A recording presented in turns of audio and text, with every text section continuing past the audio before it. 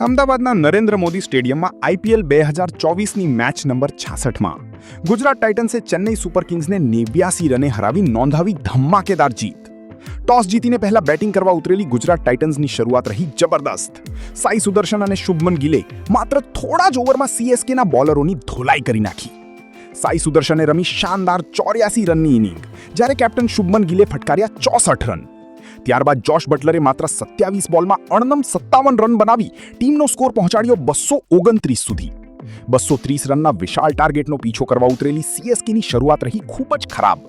મોહમ્મદ સિરાજે પહેલી જ બોલ પર સંજુ સેમસનને આઉટ કરી ચેન્નઈને આપ્યો મોટો ઝટકો.